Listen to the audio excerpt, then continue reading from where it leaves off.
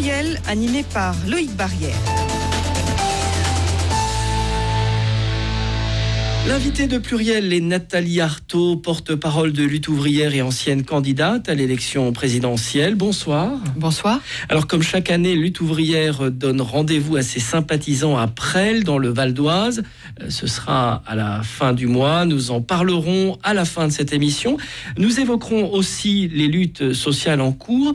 Mais j'aimerais d'abord que vous nous fassiez un bilan de la première année de présidence d'Emmanuel Macron, qui a été élu il y a un an, le 7 mai 2017. Vous étiez opposé à lui au premier tour.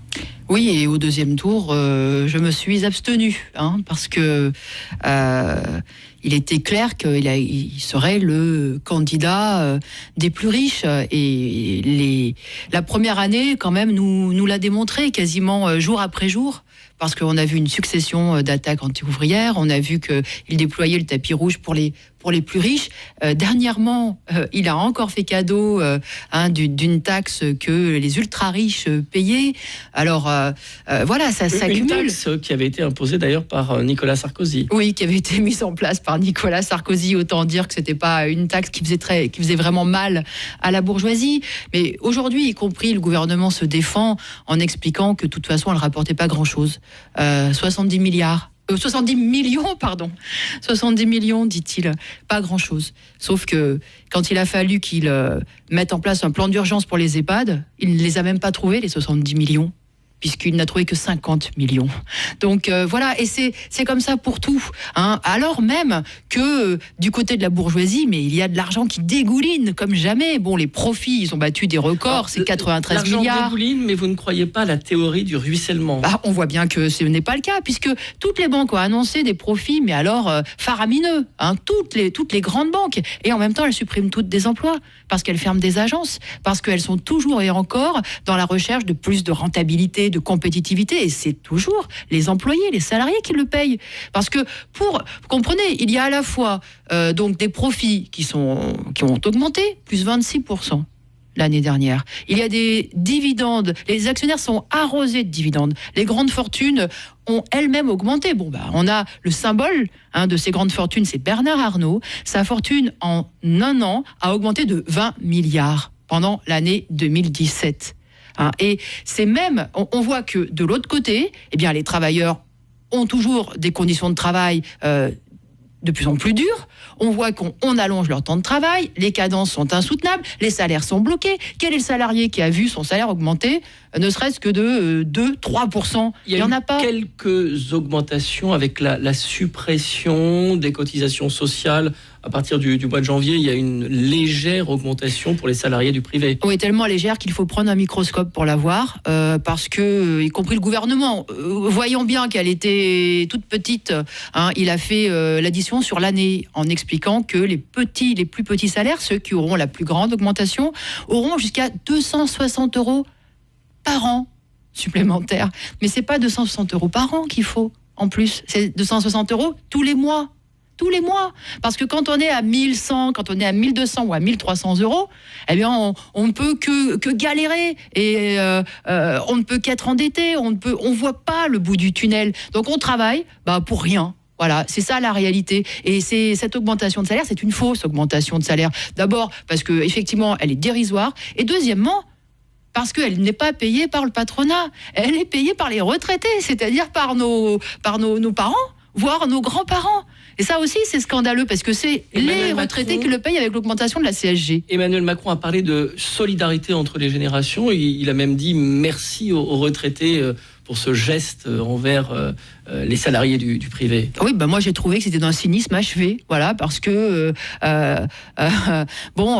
les efforts, il le demande à tous, aux retraités, aux ouvriers, aux employés, aux fonctionnaires, à tout le monde, sauf aucun effort de solidarité demandé aux plus riches. Ah là, non. Eux, il faut toujours et encore qu'ils aient des cadeaux. Il faut toujours encore qu'ils amassent les milliards, qu'ils soient exonérés d'impôts, de taxes. C'est ça, sa vision du monde. En fait, voilà. Il est président des riches, mais jusqu'au bout des ongles, Macron. Vous aviez dénoncé la politique de François Hollande. Vous dénonciez également la politique de Nicolas Sarkozy.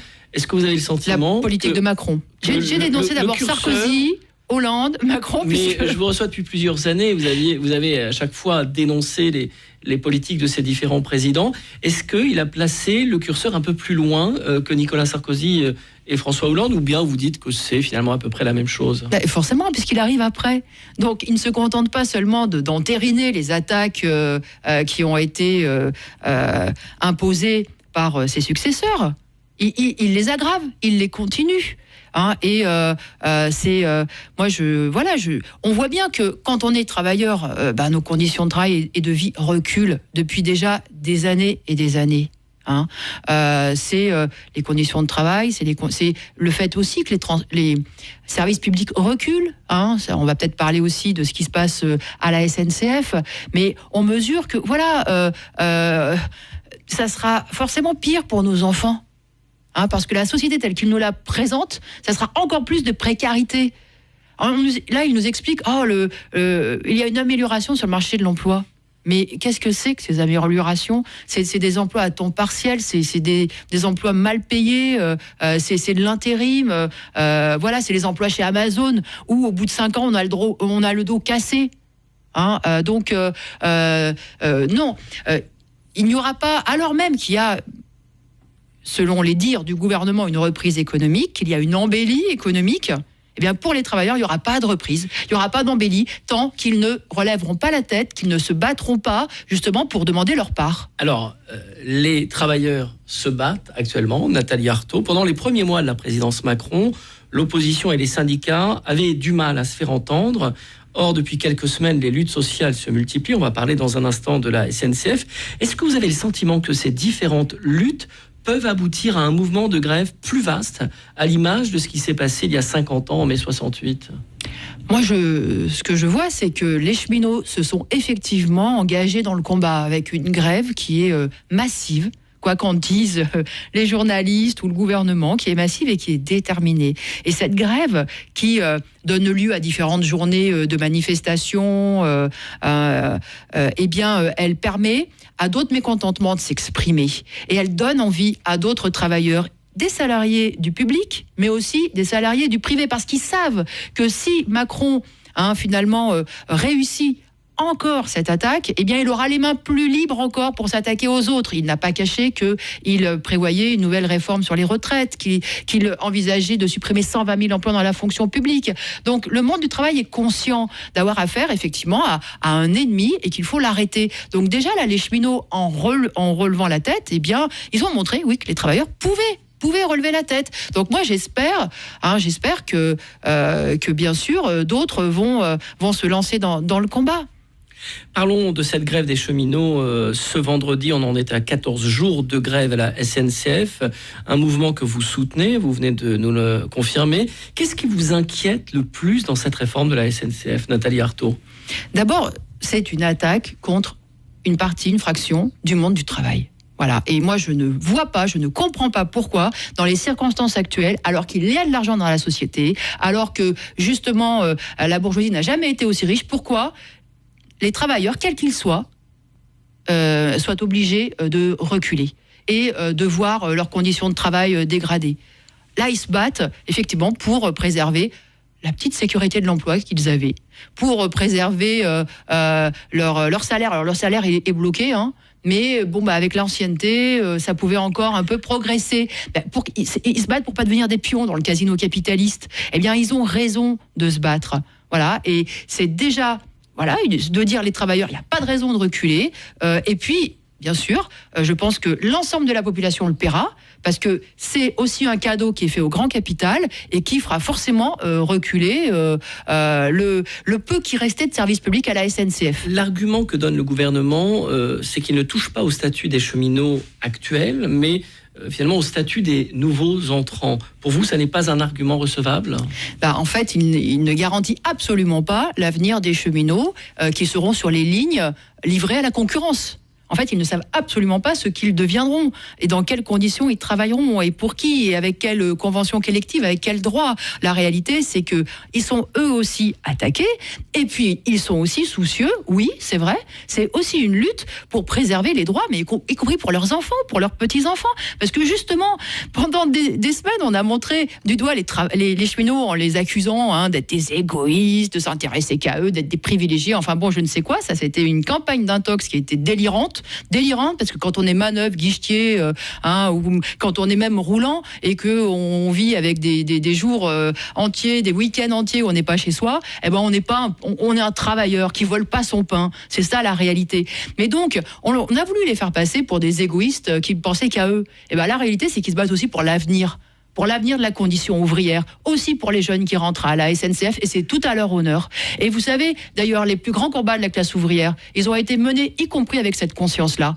Et s'il n'y avait pas eu ces combats-là, le travail des enfants, parce que c'est pas les enfants qui sont battus, pour qu'on sorte du travail forcé des enfants. Ça a été effectivement d'autres travailleurs. Et c'est ça le combat aussi de la classe ouvrière. Nathalie Arthaud, vous croyez le gouvernement quand il dit que l'ouverture à la concurrence ne va pas entraîner une privatisation de la SNCF ? Mais il va livrer des bouts entiers de la SNCF au capital privé. Ça, c'est un fait. Des bouts entiers du chemin de fer au capital privé. Il n'y aura d'ailleurs pas la concurrence. Il y aura des monopoles privés. C'est ça, qui chercheront à la différence de la SNCF, où on pouvait se dire à la SNCF, il y a tout. Vous savez, la SNCF, elle se conduit depuis déjà des années et des années exactement comme une entreprise privée, avec les mêmes critères de rentabilité, etc. Mais on pouvait au moins se dire que les lignes qui marchaient bien, elles pouvaient compenser les lignes qui ne marchaient moins bien et qui étaient moins rentable, voire pas rentable du tout, et que quelque part ça pouvait s'équilibrer. Là, c'est fini. Ils vont chercher à faire leur argent sur les lignes effectivement les plus rentables. On leur ramène tout sur un plateau. Les voies, le matériel, les cheminots formés.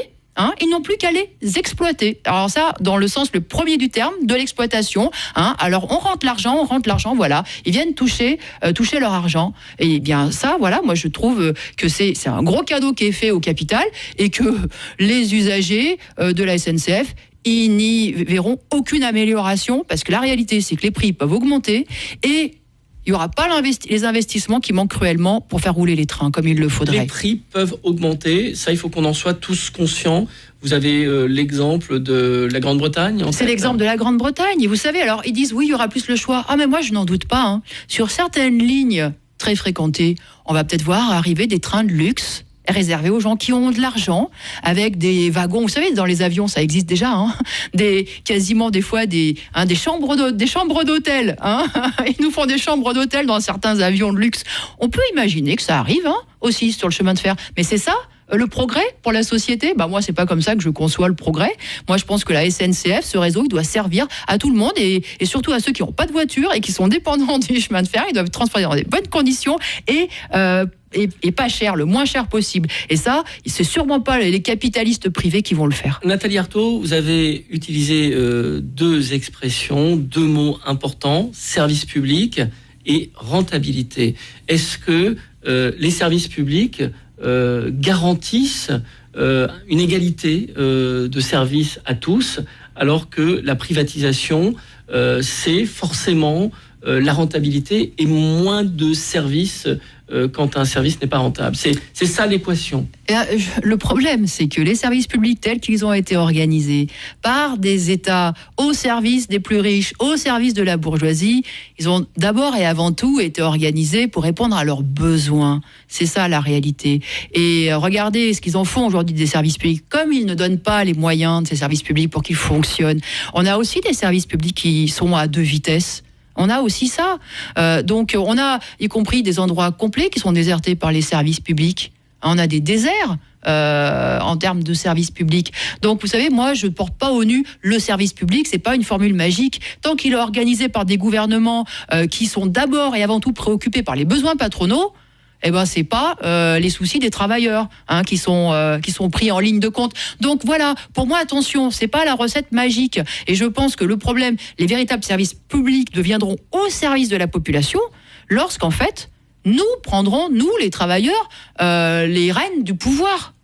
C'est ça la réalité. Et lorsqu'on les organisera pour véritablement répondre aux besoins de la population, à commencer par les plus pauvres de la société. Et le problème ne s'est jamais posé comme ça. Vous savez, même les lignes de chemin de fer, ça a été fait en fonction des besoins patronaux, pour amener leurs marchandises au marché, pour joindre les grands axes, pour amener leurs travailleurs dans leurs entreprises, mais pas pour répondre aux besoins des plus pauvres. Donc voilà, je ne veux pas... Vous ne voulez pas idéaliser les services publics ? Non, je dis, tant que justement, on n'a pas changé, tant que c'est la classe capitaliste, les plus riches, qui ont le pouvoir et qui exercent ce pouvoir au travers de politiciens qui leur sont dévoués, eh bien, il n'y aura pas de véritable service public pour les travailleurs. Donc, et regardez d'ailleurs ce qu'ils en font aujourd'hui du service public. Ils le vident de sa substance. Aujourd'hui, pour pouvoir se faire opérer à l'hôpital, des fois, il faut attendre combien ? 4 mois, 6 mois pour faire un scanner. Combien il y a de gens qui se disent moi, je ne veux pas mettre ma santé, ma vie en jeu. Je vais payer. Je vais aller payer des dépassements d'honoraires. Combien de femmes et d'hommes sont réduits à cela aujourd'hui dans la société ? Donc voilà. Alors maintenant, c'est clair. Le capital privé, sa rapacité, ça va pas améliorer les choses. Et quand le gouvernement nous explique que ça va être le renouvellement de la SNCF, ça c'est une vaste blague. Parce que on sait très bien que le problème des trains, les accidents, mais les ralentissements, les suppressions de trains au quotidien, ça vient d'un manque d'investissement. Ce n'est sûrement pas le capital privé qui va débloquer des dizaines de milliards pour les faire, ces investissements. Ils ne veulent que eux, c'est le jackpot, c'est ça qu'ils veulent. Ils veulent que l'argent tombe, mais c'est pas eux qui vont investir ce que l'État n'a pas investi depuis des années et des années. Vous soutenez cette grève des cheminots. Alors c'est une grève perlée. Est-ce que vous pensez que la grève devrait se durcir ? Moi, je pense que les cheminots, déjà, ils relèvent la tête et ils peuvent être fiers de ce qu'ils font. Voilà. Alors, c'est un rapport de force. Bien sûr, on peut toujours dire, il aurait peut-être mieux valu faire comme ci, faire comme ça, mais c'est pas tellement le problème. Le problème, c'est que justement, c'est leur détermination en fait. Et là, on voit, parce que cette grève, elle s'installe dans la durée. Parce que vous savez, c'est pas facile. On fait grève, on s'arrête à la fin du mois. On s'arrête 3 jours. Il faut se remettre en grève parce que moi j'entends ceux les commentateurs, pro-patronal qui parlent.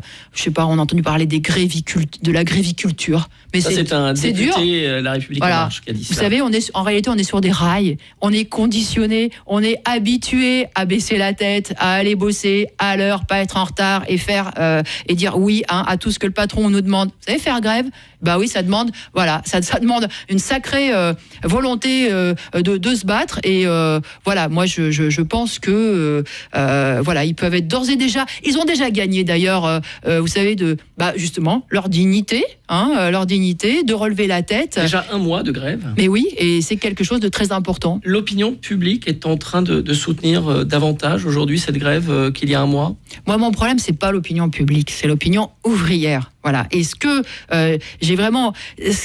ceux qui montrent, les manifestants qui ont participé à différentes journées là, qui se sont succédées, ils montrent une chose, c'est que ils ont réalisé, ils ont pris conscience que finalement, du cheminot jusqu'au pilote d'avion, en passant par l'employé, l'aide-soignante de l'EHPAD ou de l'hôpital, nous sommes des travailleurs, nous avons les mêmes intérêts, nous faisons partie d'une même classe sociale. Et ça, finalement, c'est Macron qui leur a fait comprendre. Il leur a fait comprendre parce que quand vous l'écoutez bien, il a le même cynisme et le même mépris vis-à-vis de tous. Et pour effectivement obtenir des améliorations des conditions de travail. Mais quand j'entends, moi, les aides-soignantes, par exemple, dans les hôpitaux, c'est même pas des améliorations des conditions de travail, c'est juste pouvoir faire leur boulot correctement qu'elle voudrait. Eh bien, quand on voit comment agit Macron, finalement, il nous apprend clairement que finalement, on fait tous partie de la classe ouvrière, et que lui, il est en face. Alors, moi, j'espère que cette conscience-là, elle va se développer. Et que ça aidera effectivement ça aidera à l'extension des luttes. Lutte ouvrière participe à la manifestation du samedi 5 mai contre Emmanuel Macron. Non, nous ne participons pas à cette manifestation. Vous savez, on a des initiatives, il y en a tous les jours. Il y en a une aujourd'hui, il y en avait une donc le 1er mai, mais celle-là non, parce que Bien sûr, tout ce qui consiste à dénoncer la politique anti-ouvrière de Macron, exprimer une solidarité avec les cheminots, bien sûr que nous sommes pour. Mais là, il y a quand même une opération politique. C'est la manifestation de la France insoumise. C'est une façon d'introniser Jean-Luc Mélenchon comme le représentant naturel de la mobilisation, comme le futur leader de la gauche pour lequel il va falloir voter. Eh bien moi, je suis désolée. Nous, on ne marche pas là-dedans parce que l'Union de la gauche, on en a soupé. Tout de même... il y a un an, les députés de la France insoumise étaient élus à l'Assemblée nationale. Comment vous jugez leur travail ? On les a beaucoup entendus, contrairement aux autres responsables de gauche. Non, mais vous voyez, moi là, j'ai pas mal discuté de la situation avec des collègues, et les collègues me disaient mais les manifestations, ça mène, pour l'instant, ça marche pas, ça débouche pas. Ils me disaient ça. Mais les belles interventions des députés de Jean-Luc Mélenchon à l'Assemblée nationale, ça débouche sur quoi ? Ça débouche sur quoi ? Alors, ça débouche sur rien. Et moi, la différence que je fais justement entre ces interventions des politiques à l'Assemblée nationale, ce théâtre qui est l'Assemblée nationale, où chacun joue son rôle, mais où on connaît déjà l'issue, parce que de toute façon, les députés de Macron sont prédominants, et il fait passer tout ce qu'il veut, et y compris quand il veut pas s'embarrasser des débats, il passe par ordonnance. Bon, ben moi, je fais une différence entre ce qui se passe à l'Assemblée nationale et ce qui se passe dans la rue. Parce que dans la rue, aujourd'hui, oui, ces manifestations, elles n'ont pas encore débouché. Cette grève, ces grèves, elles n'ont pas encore débouché, mais elles font avancer l'état d'esprit du monde ouvrier. Et ça, c'est autrement précieux que n'importe quel discours entre quatre murs entre députés. C'est autrement précieux parce que nous sommes convaincus, nous, que s'il y a un changement de société qui surgira, eh bien, il viendra de l'action collective, consciente du monde du travail, engagés dans un bras de fer, non seulement pour leurs intérêts immédiats, économiques, mais aussi nous espérons qu'ils iront plus loin, parce que qu'ils seront plus radicaux, parce qu'en ce moment il est très à la mode de parler de radicalité, eh bien qu'ils iront plus loin, c'est-à-dire qu'ils iront jusqu'à contester la domination du grand capital, jusqu'à contester la propriété privée des moyens de production, qu'ils iront jusque là. Et moi, notre conviction, c'est que c'est ça qui permettra de changer la société. Nathalie Arthaud, qu'est-ce que vous pensez de la loi Asile et Immigration votée à l'Assemblée nationale et qui va passer devant le Sénat ? Je pense que c'est une ignominie de plus. Je pense que, encore une fois, y compris là-dessus, Macron a quand même bien trompé son monde. Et j'entends beaucoup de ceux qui ont voté Macron dire que là-dessus, ils ont été bien trompés, parce qu'effectivement, il avait fait mine pendant sa campagne d'être plus ouvert, de vouloir adopter une politique davantage humaine. Et puis la réalité, c'est qu'aujourd'hui, les migrants, ils sont traqués. Ils sont matraqués, ils sont traités comme des pestiférés. C'est ça la réalité. C'est dur de le dire, mais c'est ça la réalité. C'est ça. Et moi, je trouve ça absolument ignoble. Et qu'est-ce qu'on veut nous faire croire ? Qu'il y a un afflux, que ça serait insupportable, etc. Mais tout ça, c'est une campagne anti-immigrés. Que moi je dénonce, que je trouve insupportable. Et ce qui me fait chaud au cœur, c'est de voir que finalement plus ce gouvernement multiplie les déclarations contre les migrants, et puis instaure des lois dures contre les migrants, parce qu'il s'agit quand même de les mettre en centre de rétention encore plus longtemps, d'envoyer y compris des enfants en centre de rétention. Oui, l'amendement qui devait interdire l'incarcération des enfants a été rejeté. Donc c'est effectivement très dur. Eh bien, ce que je vois, c'est que justement, ceux qui ont envie d'aider les migrants et d'être solidaires des migrants et de dire c'est insupportable, ils sont de plus en plus nombreux. Et ce qu'ils ont voulu instaurer, ce fameux délit de solidarité, la réalité, c'est qu'il y a une volonté de dire mais voilà, nous sommes des frères, voilà, nous sommes des frères. Et ces femmes et ces hommes qui fuient leur pays parce qu'ils sont en guerre ou parce qu'ils fuient la misère, parce qu'ils fuient le fait qu'ils n'ont pas d'avenir et qu'ils sont acculés effectivement au désespoir dans leur pays, eh ben, ce sont des futurs travailleurs et ils vont être à nos côtés et il faut que effectivement on les intègre, y compris dans nos combats, parce qu'en fait ils sont victimes de la même chose que nous. D'une autre façon, mais ils sont victimes aussi finalement de la dictature du capital, voilà, où il n'y a que le fric qui compte dans cette société. Et cet argent-là, il fait des désastres ici, ça crée le chômage, ça crée l'exploitation, mais ils font aussi des catastrophes dans le monde entier. Voilà, alors ce sont les guerres, mais c'est aussi le dénuement, c'est aussi le sous-développement, c'est aussi ces bandes armées là qui, les décompositions des États, ces bandes armées qui massacrent les populations. Bon, ça c'est le résultat du système capitaliste. Donc pour nous, voilà, les migrants. Il faut en faire des frères de combat, voilà, les intégrer effectivement dans notre combat de classe. Nathalie Arthaud, autre mouvement social en ce moment, celui des étudiants qui refusent le système Parcoursup. Je rappelle que vous êtes également enseignante. Quelles sont les conséquences de ce système Parcoursup pour les futurs bacheliers ? Ça va être effectivement une sélection, c'est-à-dire que les jeunes, et d'abord les jeunes des quartiers populaires qui auront le bac en poche, eh bien, ça ne leur servira plus à rien. Voilà, ça ne leur permettra plus d'aller faire des études supérieures. Pourquoi les jeunes des quartiers populaires en particulier ? Eh bien, d'abord eux, parce qu'il y aura une sélection, un classement. Donc évidemment, le classement va classer en bas de la liste non seulement les jeunes qui viennent des quartiers les plus populaires, des villes les plus populaires, et puis les jeunes qui ont plus de difficultés que d'autres, c'est vrai. Donc il y a un certain nombre de jeunes qui ont plus de difficultés, mais c'est pas pour autant qu'ils ne pouvaient pas faire des études supérieures. Moi, je pense que voilà, chacun a son rythme. On nous a beaucoup menti. Il y a eu des mensonges disant que voilà, en première année, il y avait 70% d'échecs. Mais en fait, c'est faux. La réalité, c'est que les jeunes ne quittent pas la fac. Ils se réinscrivent sur d'autres cursus, sur d'autres parcours. Parce qu'en fait, c'est très compliqué de savoir s'orienter. C'est ça la réalité. Et on peut se chercher, on a le droit de se chercher. On a le droit de se chercher. On a le droit de se rendre compte que finalement sa place elle serait plutôt là. Et c'est ça la réalité, c'est que la plupart ils restent à la fac et c'est qu'une toute petite frange. Et donc moi je dénonce cette sélection et je dénonce surtout cet enfumage qu'il y a eu consistant à dire que voilà tous les problèmes venaient de l'ancien système qui c'était la loterie, etc. Ce qui est complètement faux parce qu'il y a eu des tirages au sort mais sur une toute petite fraction en fin de parcours, bref.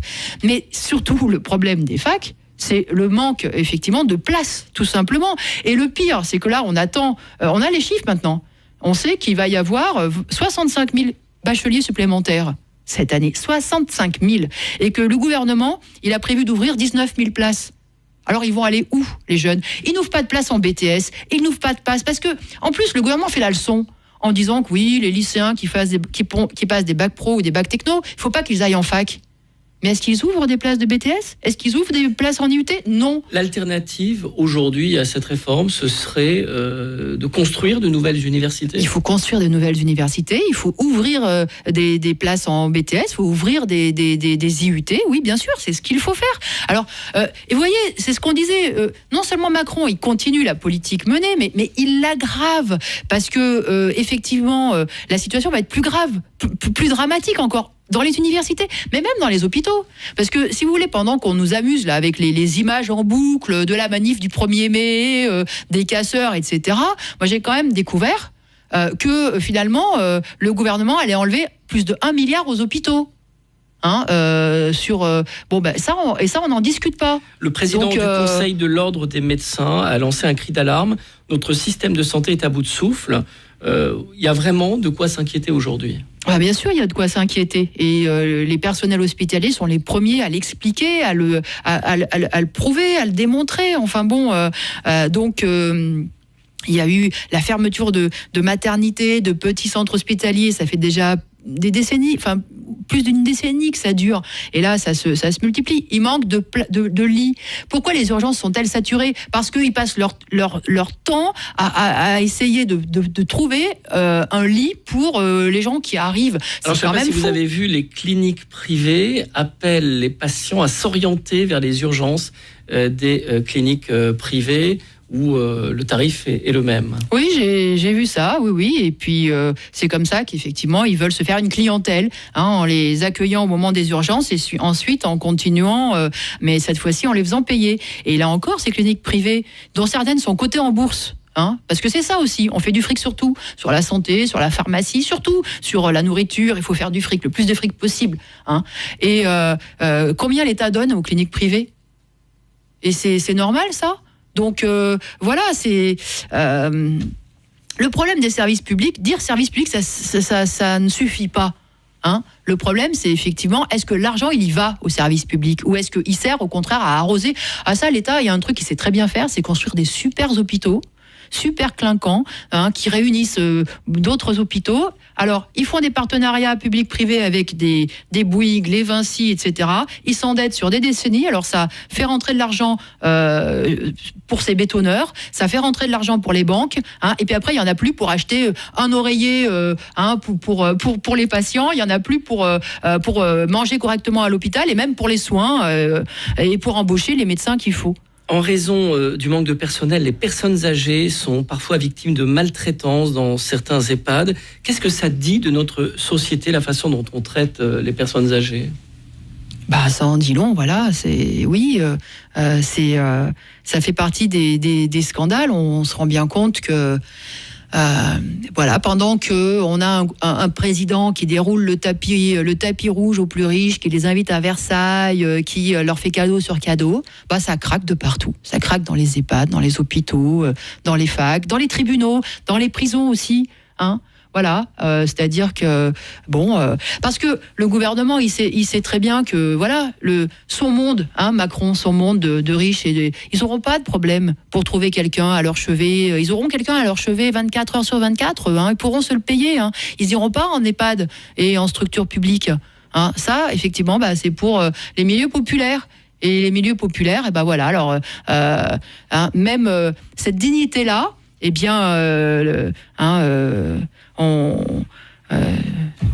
le gouvernement s'en moque. Donc moi, je comprends, y compris la colère qui est exprimée par les retraités aujourd'hui, par les retraités qui ont justement à qui il a fait les poches. Ils ont travaillé toute leur vie, et puis là, on leur dit, il faut faire un effort. Bon. Nathalie Arthaud, j'aimerais qu'on parle à ce moment de notre émission de la fête annuelle de lutte ouvrière. Ça a lieu le 19, le 20 et le 21 mai à Presles dans le Val d'Oise. C'est durant le week-end de la Pentecôte. C'est le rendez-vous important de votre parti politique. Oui, c'est notre fête nationale. Donc à la fois, nous multiplions les discussions, mais aussi nous faisons la fête. Voilà. Donc nous avons pas mal de spectacles. On invitera donc Soviet Suprême. C'est un petit peu la star qui va venir à la fête. Mais il y a de nombreux groupes. On a un village médiéval, on a un parcours dans les arbres, on a un cinéma. Donc voilà, c'est l'occasion en famille. C'est très fraternel, c'est très populaire de passer un bon week-end, une belle journée en découvrant plein de choses. Comment on fait pour y aller ? C'est un peu compliqué. Non, c'est pas compliqué. D'abord, c'est donc à Presles, dans le Val d'Oise. C'est c'est à la campagne. Oui, il faut bouger un petit peu, mais c'est pas non plus très loin. Alors, il y a un problème sur les trains. Ce n'est pas le problème de la grève, même si c'est un week-end de grève, c'est que tout simplement ils font des travaux. Donc, il y aura pas de train. Mais en revanche, il y a des navettes gratuites de bus qu'on fait partir de Saint-Denis Université. Sur la ligne 13. Donc c'est la terminus de la ligne 13. Donc là, c'est très facile. Le trajet, il est gratuit. En 45-50 minutes, on est déposé devant la fête et il n'y a aucun problème. Ce sont des sympathisants qui viennent, mais ce sont finalement des gens qui ne sont pas des adhérents de Lutte ouvrière. Ah non, c'est beaucoup plus large. C'est beaucoup plus large. Voilà, c'est une fête nationale. Tous c'est beaucoup plus large. Là, on a 30 000 personnes qui visitent la fête. Donc non, tout le monde y trouve sa place et le bienvenu. Encore une fois, voilà, c'est surtout des moments à partager. Nous avons des camarades qui viennent des Antilles, qui viennent de la Réunion, qui viennent aussi de Côte d'Ivoire, qui viennent d'Haïti, parce que c'est aussi une fête où nous invitons les groupes internationaux qui sont en contact, enfin qui sont sur la même politique que nous. Donc y compris, on a un groupe qui vient des États-Unis, d'Espagne, d'Allemagne, de Belgique, je vais en oublier, de Grande-Bretagne, de Turquie. Donc voilà, c'est une fête qui est très ouverte et voilà, tas de choses à découvrir. Une fête internationale, j'aimerais qu'on parle aussi de la Palestine. Je sais que c'est un sujet qui vous tient beaucoup à cœur, Nathalie Arthaud. Tous les vendredis, des milliers de Palestiniens manifestent à Gaza pour le droit au retour des personnes chassées de leurs terres en 48 et en 67. Des dizaines de Palestiniens ont été tués par l'armée israélienne, des milliers d'autres ont été blessés. Que vous inspire ce mouvement des jeunes Palestiniens de Gaza tous les vendredis ? Mais d'abord, je comprends cette volonté de dire nous on ne supporte plus ça. On ne supporte plus ça. On a le droit de vivre dignement. On a le droit, de pas être enfermé comme on l'est aujourd'hui.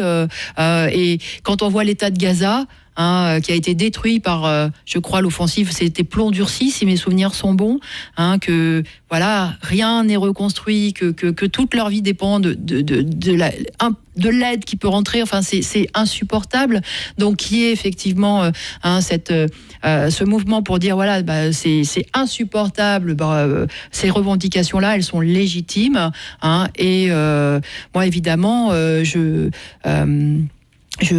suis solidaire, de ces jeunes qui disent mais on va pas vivre comme ça, on va pas accepter ça. Et ce qui m'indigne. Alors, je sais aussi que fort heureusement du côté d'Israéliens, il y a quand même une petite frange qui n'est pas d'accord avec la politique de Netanyahou et qui dénonce aussi la colonisation, qui dénonce aussi cette politique qui de plus en plus interdit finalement aux Palestiniens même de rêver à un État, heureusement, mais force est de constater que les États comme le gouvernement français ou les États-Unis ne lèveront absolument pas le petit doigt. Donc en effet, je crois que c'est les Palestiniens, les travailleurs palestiniens, j'espère qui trouveront la solidarité des autres travailleurs de la région, y compris en Israël, y compris dans la région, pour réussir à faire valoir leurs droits. Dans quelques jours, Donald Trump pourrait mettre à exécution sa décision de déménager l'ambassade des États-Unis à Jérusalem. C'est de nature à enflammer toute la région ? Vous savez, en fait, c'est en partie symbolique. Moi, c'est cette région, c'est encore un coin de la planète où la colonisation est systématisée, est institutionnalisée, et est acceptée par tous les dirigeants. Enfin bon, les droits humains sont bafoués nuit et jour. Ils sont quasiment le gouvernement de Netanyahou est quasiment en train d'installer une ségrégation avec les Arabes israéliens finalement mis de côté. Voilà des raisons d'être révolté. Il y en a vraiment. Là, il n'y a pas besoin de chercher une raison de plus. Moi je sais pas si c'est aussi quand même beaucoup un symbole. Encore une fois, moi ce que j'espère, c'est que il y aura ceux qui sont opprimés dans cette région-là, et les Palestiniens trouveront l'oreille et trouveront le soutien des autres opprimés, au-delà des frontières. Au-delà des frontières, oui. Merci Nathalie Arthaud. Je rappelle que vous êtes porte-parole de Lutte ouvrière et on rappelle donc cette fête de Lutte ouvrière. Donc le 19, 20, 21 mai à Presles, dans le Val d'Oise. Merci, bonsoir. Merci.